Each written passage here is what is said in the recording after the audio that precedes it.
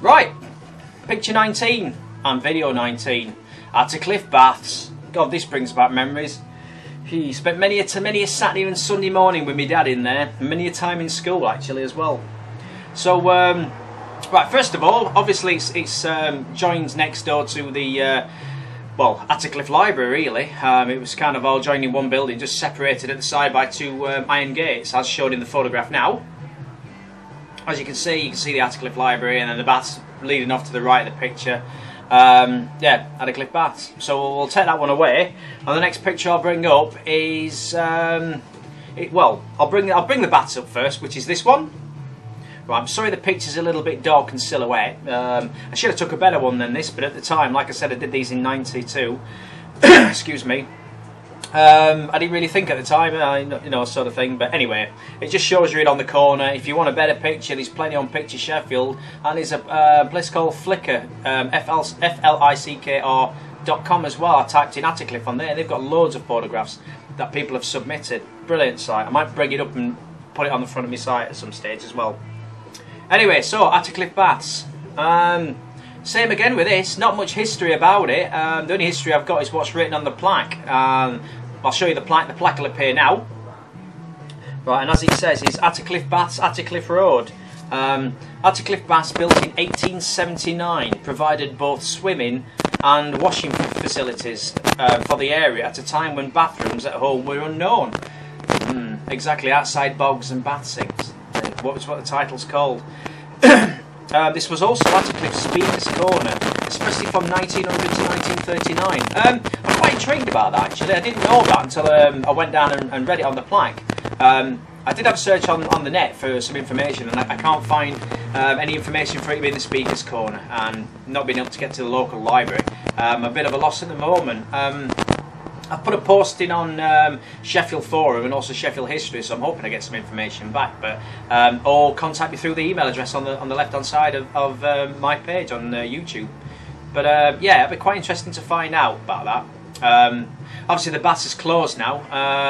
Well, has been, like I said, until when did it say? Doesn't say when it was closed, but it's well, I was saying it's the business centre now, where you can rent rooms, you know, at the top type thing, and it's got various signs outside saying about the business centre. So, but I'm glad the building's still there anyway, because it's quite nice to see. So, right, this is what this is the memories I've got and what I wrote about Attercliffe Baths. Unfortunately, seen in silhouette, this is Attercliffe Public Baths. The entrance is on the right, facing the main road. A black single door above a tall step led you through. I always remember the smell of chlorine when you got anywhere near it, really. That's true, you always remember that. I mean, there was two telephone boxes outside, and from the corner all the way around you could always smell the chlorine. Just anyway, like it can any best. When you get out of the baths, that's all you can smell until you've had a wash is chlorine, but it's a novelty. Right, where am I? Well, my first memories of going there was when my mum and dad were kind of separated, and I would stay with my dad on weekends, and every Sunday morning he would take me swimming. You had to pay on the left through a small window in a booth as you went up the step. A white tiled wall was the first thing you saw inside. I think it was 25p for my dad and 5p for me. You then went through another door into a big room where the pool was. Cubicles a few feet away from the pool edge were lined all the way around the pool. I was always scared that somebody would come bombing out and knock me in the pool, as I was like, you know, walking down to the cubicle. That's true, that actually. I'll come across that in a second. You then went through another door. Oops, no, sorry, wrong way around. Right. I was always scared of somebody would come in out and bomb in and knock me into the pool. Each cubicle had a white door which opened inwards into a white tiled space to get changed. There was a wooden bench which ran all the way through each cubicle to sit on. That's true, actually, yeah. I remember that, because as you walked in the baths, like I said, you had the pool in the middle, and all the cubicles just ran all the way along, and they just built one bench which just went, you know, along the three sides, and obviously there was just a hole cut, you know, for it to spread through each cubicle. But I can remember walking down, and at that time I couldn't really swim, and I used to get really scared that I'd be walking down and I'd get so far, and all of a sudden, you know, the cubicle would open and somebody come bombing out to jump in the water and they'd knock me in, and it was just one of them silly fears. Plus I'd kind of be walking, you know, like really sort of stiff as well, so that I didn't slip on the side.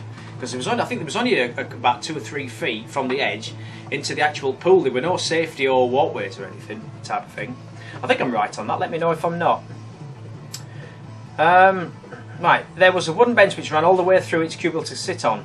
And the trick was to get changed without dropping your clothes on the floor because it was always sopping wet. That's true, that. Yeah, you got to try and take your clothes off and try and lift them off one foot. Because if you dropped them, it was just full of water. Because it kind of sloped inwards to each cubicle. Then there was like a trough at the back, I think, where the water gathered, and it was always soaking. And 9 times out of 10, I'd always be leaving at the end of the swimming session or whatever, with one leg soaked right up to the knee because I dropped them in there. So that's about right. I always love Sunday mornings with my bright red armbands on. Here we go. Even though I was afraid of the water, I never seemed to mind it on Sundays. Another main feature of this was breakfast when we got back from my dad's, right? Daddy, every Sunday morning, he'd be like, come on, after swimming baths, we're going to swim baths. We'd come back and my dad would say, right, bit of a delicacy now, fried spam sandwiches. How many times have I mentioned spam in this? I don't know whether we were giving it free or whether they got a sale on it, banners or what, but it was always fried sandwiches, right? And my dad would slice off thick pieces and slap it in the frying pan with about half a pound of lard, I think. Where it would go really, really sloppy, right? And then he'd take each piece out and spread it on a slice of bread, right? Not with a knife, but with a fork. I gather it must have separated it better, but he did. He'd slice it all out with a fork, right? And I absolutely bloody hated it. I really did. I hated it. I mean, spam's not the best thing to eat. Oh, it's quite, I suppose, you know. I've seen the advert, spam up and all that lot. Spam off. Anyway, it wasn't the best thing to eat, but with some brown sauce it weren't too bad. But once it had been fried, it had all mushed up and it was sprayed all over the bread, it was a little bit sloppy. But if my dad ate it, I ate it. Because I looked up and I worshipped my dad, so it was a case of my dad's going to eat it, I was going to eat it. And I remember he used to have 2 or 3 of these and it was like, I used to sit there feeling queasy. But yeah, that's what I remember about the baths, really. I always remember when I was at school afterwards, and we used to, this was at Limpsfield Middle School, and I was still a bit petrified of the water and swimming, and we used to go from there as well, and we used to go all the way down Attercliffe, go in the baths, and one thing that was really, really great is because we'd finish about 3:15, and obviously we'd got to get back to the, you know, to the school, which was in Brightside, but because I live round the corner, it was a waste of time me going back and then getting the bus all the way back. So, because because we were living there still. So what I used to do is I used to like just tell them, and they used to let me go. So I used to be home half an hour early, and that was excellent. That was brilliant. I loved that. But I always remember when I used to go in there, and I weren't exactly a small kid either. I was a bit of a tubby kid, as you probably can't imagine. Anyway, and we all used to come out the cubicles, and at the bottom there were all these rubber rings for people that couldn't swim. And they were all these like normal little rubber rings, and then they'd have these 3 great big ones with like inner tube tyres, which were bright red. Now they only ever had 2 of these, and there was about 4 chubby kids, and it was one of them things I used to dread, because I used to try and get out there as quick as possible to get one of these rings on, because I could get them on. Otherwise you just had to use one of these little ones, and about the time I'd got it off, I'd got skid and tyre tracks up my arms where it had scratched. I don't know. Poor me, hey? Anyway, that was Attercliffe Baths. Yeah, I can still smell the chlorine now as I think about it when I used to walk past, but I used to love that. Saturday mornings, but mainly Sunday mornings when my dad going at baths, just our time, that was brilliant. And I could even stand the spam sandwiches because he's a good memory. Anyway, hope you like that one. Yeah, we'll go on to the next video. Thank you.